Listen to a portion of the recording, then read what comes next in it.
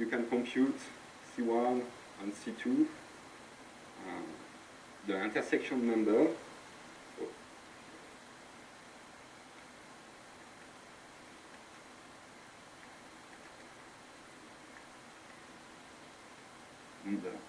So you have to think it is the number of points in the intersection computed with multiplicities.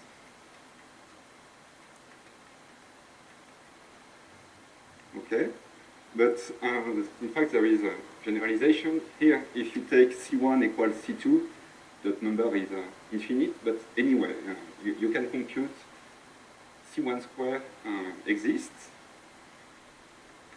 So C1 square is simply, it's C1 dot C1. It is not defined, very well defined here with that definition, but it exists. So it is also inside. So you can compute it by deformations, sometimes, not always. So you have your curve, and you deform your curve, and you compute the number of common points of your deformation, and that gives you, when the deformation exists, that gives you the self-intersection. Sometimes it does not exist, but geometrically you have to think of that.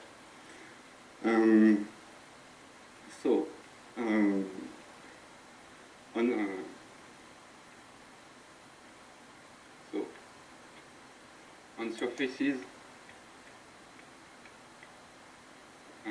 there exist canonical forms, canonical true forms. So locally it is defined by f. So you take a neighborhood defined by, you have two parameters, and you look disenward. So locally, when you take a unit bar, it is defined by such an equation, and you can define the canonical line bundle Kx, the canonical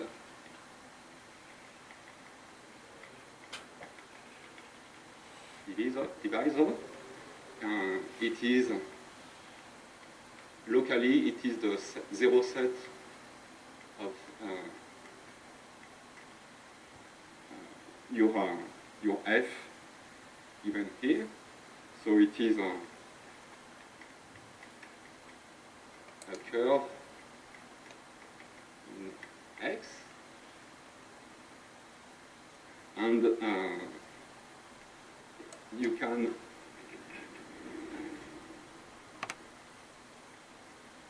now you have a curve on your surface. You can take the self-intersection.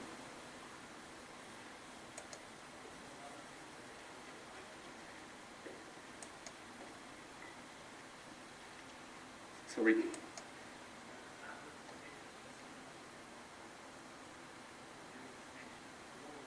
Yeah, I'm checking. Yeah. Otherwise, it's meromorphic, not meromorphic. So you can compute C1 square, Kx to the square, so it is an integer, and we call that C1 square of x. It is also a topological invariant. That means when you deform your surface, it remains.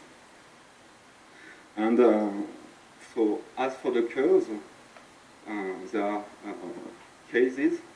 So by example, if your Kx has some negative properties, then x is P2, or there exists x to B curve with fibers, some P1s, and cases kx equals 0, say kx to the square equals 0. So these are special surfaces. Well,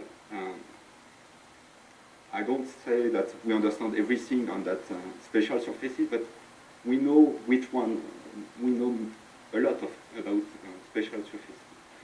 So what interests me mainly are surfaces with k square positive. So it is, if k square is positive, we say that X has general type. And this is the main interest. I'm here, k square is also positive, but it is obtained with a negative curve. Well, don't remind that it's a little bit like for curves.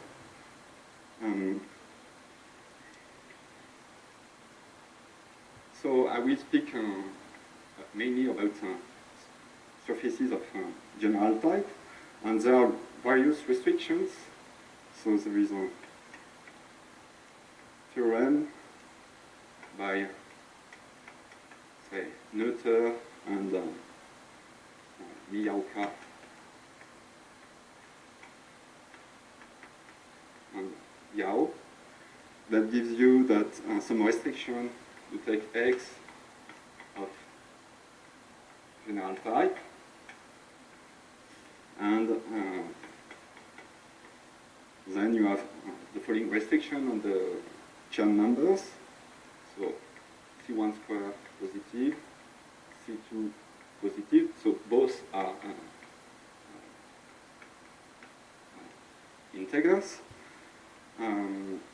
Moreover, you have that 12 divide C1 square plus C2, and more interestingly, so you have 1/5 less than C2, 1/5 C2 minus 36 less or equal than C1 square less or equal than 3C2.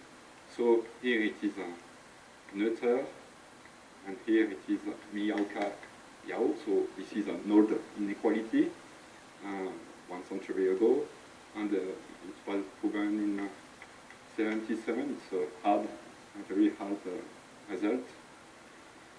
And there is some reciprocal.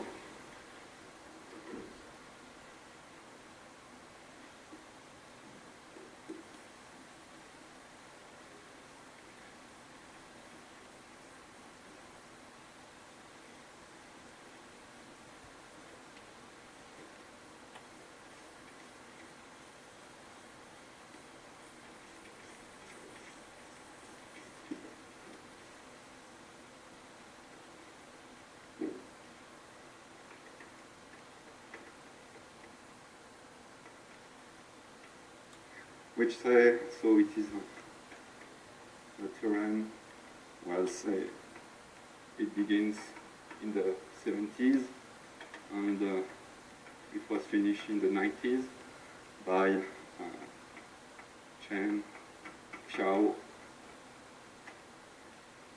Peters, and many others.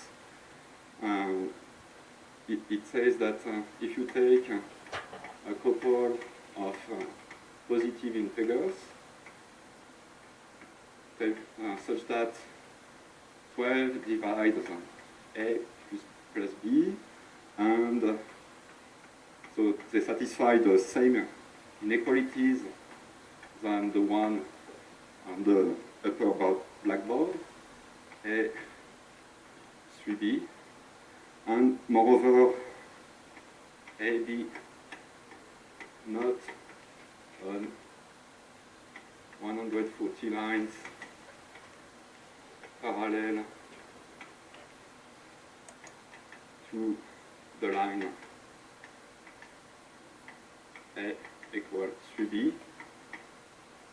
not on some, then there exists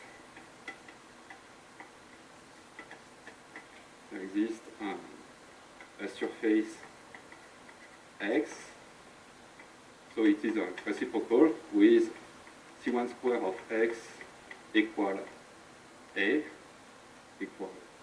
and C2 of X equal B. So it was a hard work, constructive work to create surfaces with fixed Chern numbers of general type. Yes. Thank you.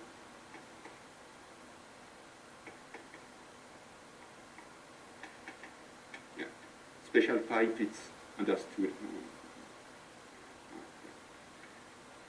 And so a corollary, it's a simple remark, but I will use it. When you take C1 square of X over C2 of X, so you have two invariants, the Chern numbers, I defined it just before, such that X has general type. You take the closure into the real number, so these are rational numbers. You see that the range 1 over 5, 3 is included into this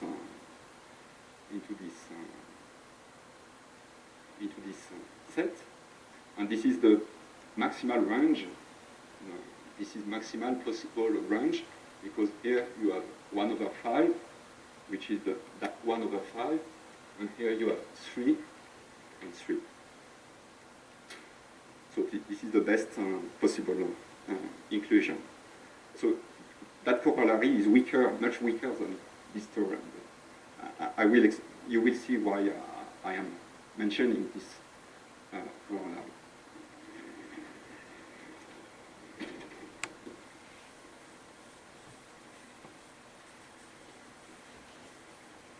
So now I will speak about surfaces, simply connected surfaces.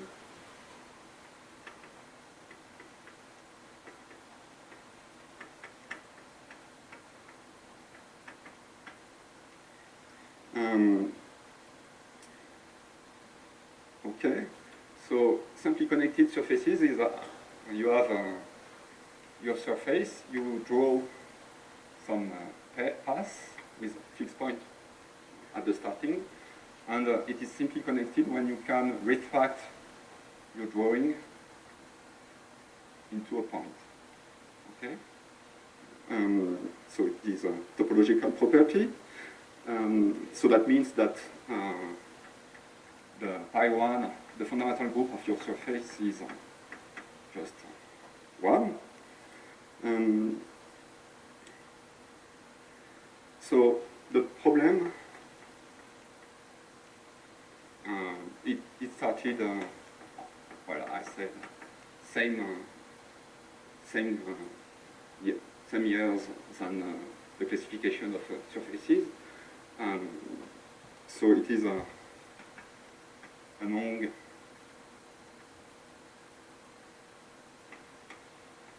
surfaces of general type, which are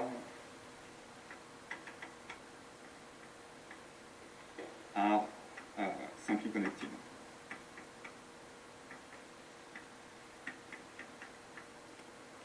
So, simply connected, I will perhaps abbreviate that by SC. So it was, at the beginning, it was very hard to find an example of simply connected surfaces, and there was a conjecture in the 80s that for a simply connected surface, one has x, if x is simply connected, then C1 square over C2 of x is less or equal than 2. So it was false. It took more than 5 years to find a counterexample. It was proved false by Fleischer and Moshazon.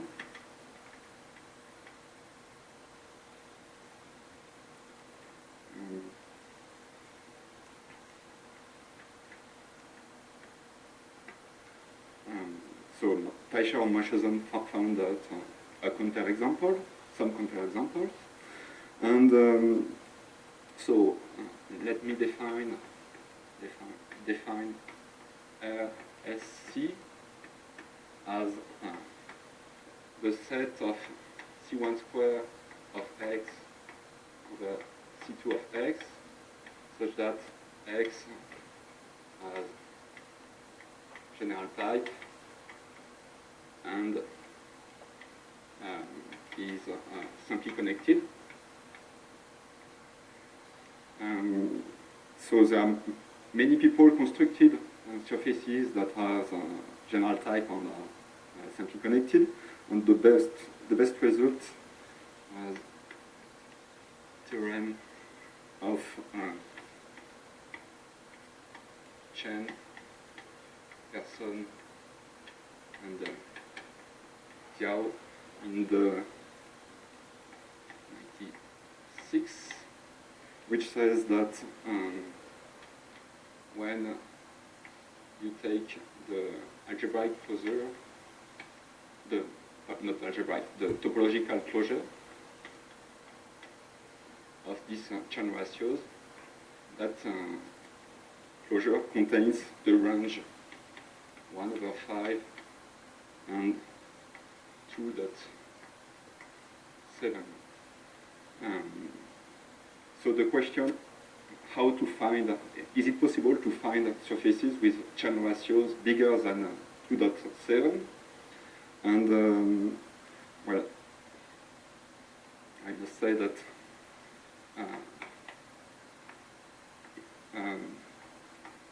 Ursula found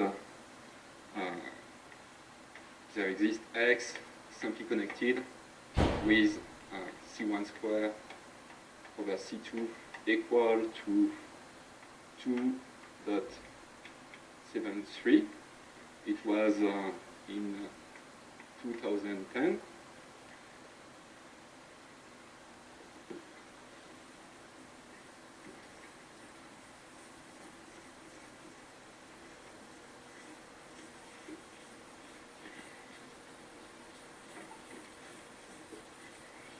And a result I obtained with Ursula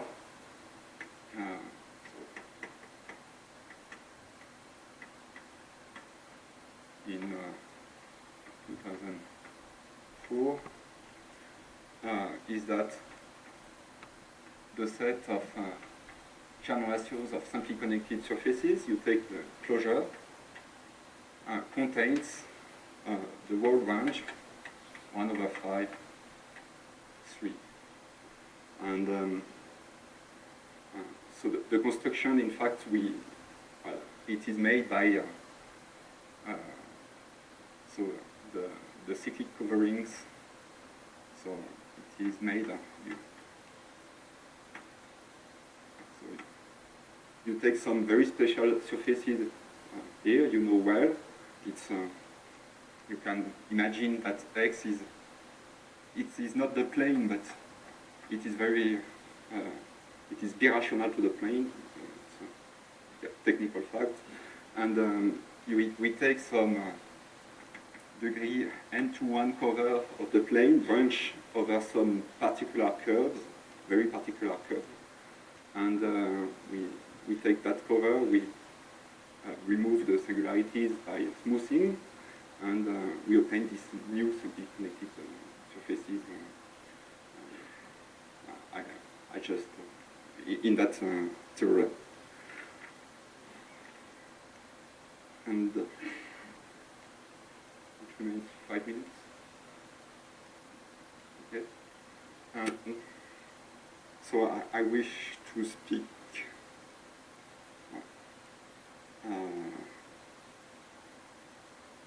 So the last part, the talk.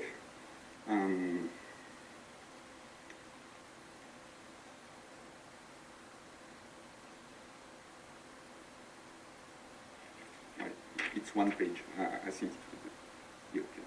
So I will remind a conjecture of Lang.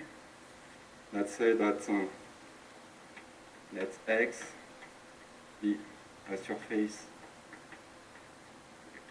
of general type. Then X, so smooth, but X contains at most a finite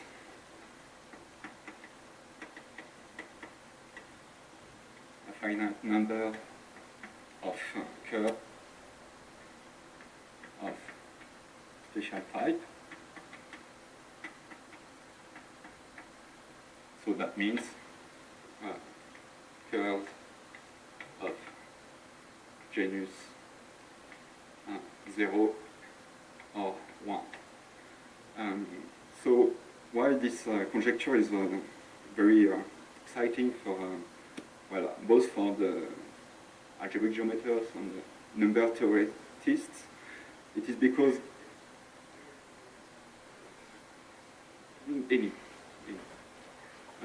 yes, it's disjoint from the simply connected. It's, so why it is very interesting for number theorists and algebraic geometers? It is because faultings. So if you say that your surface is defined over the rational, if the polynomials are, so X is a zero set of polynomials, and if the coefficients of your polynomials are defined over the rational, you say that your surface is defined over the rational. It is defined by equation over the rationals. And so if you have a rational curve, a curve defined over the rational, and you suppose that the genus of your curve is bigger than or equal to 2, then there is a theorem of faultings that say that the number of points defined in C that are so here it is defined in some space that are in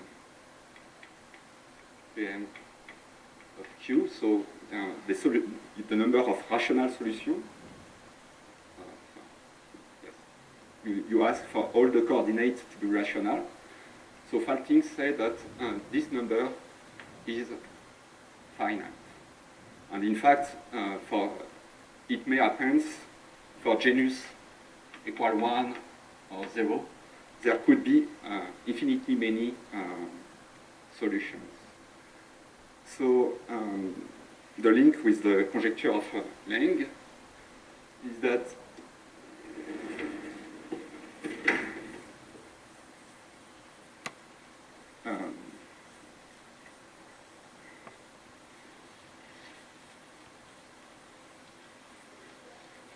one can wonder, one can ask for a surface. So you have a surface defined over the rational, and you suppose that the number of rational points, so the rational points are points with coordinates in the rational field, we denote this this set of rational points by that notation. And you can wonder, well, if this set is, if this set has an infinite number of rational points, where could be these rational points? And the conjecture of Lang say, in fact, that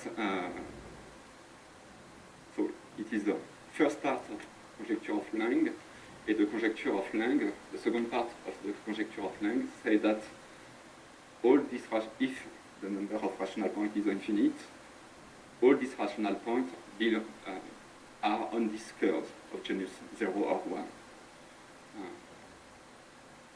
When you take the closure, Zariski closure of this, it is contained in curves of genus 0 or 1 and maybe some finite sets.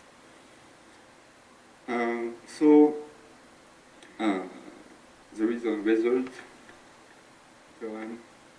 So when you take x into P3 of degree of x bigger or equal to 5, then x has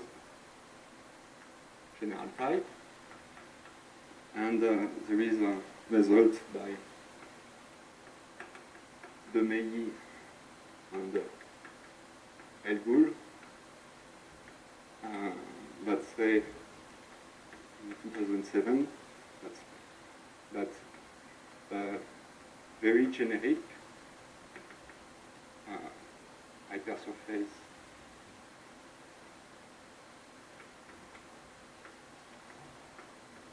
x into P3 of degree bigger than or equal to 21 has no curve of genus 0 and 1. Very generic, well, like a random hypersurface, and you can imagine it is very generic. And well, I would like to mention the last result. So it was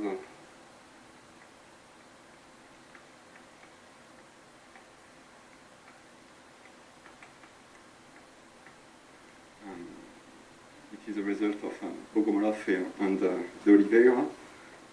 You take x into P3 of degree bigger than 13 of degree d, and you suppose that it has some singularities with at least 8/3 2d minus 5, 2d squared minus d5 nodes. So it is a singularity of the surface. So locally, it's simply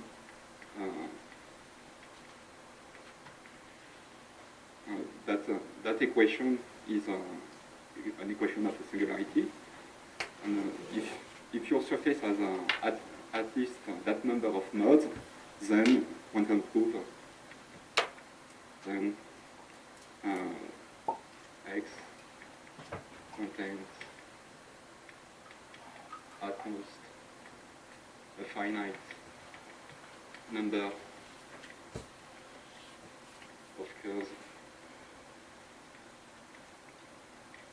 of genus 0 or 1. So it satisfies the one part of the Lang conjecture. Yeah, so that was the two main problems I wanted to speak here about surfaces of general type. Very different problem, but very stimulating for me. Thank you very much.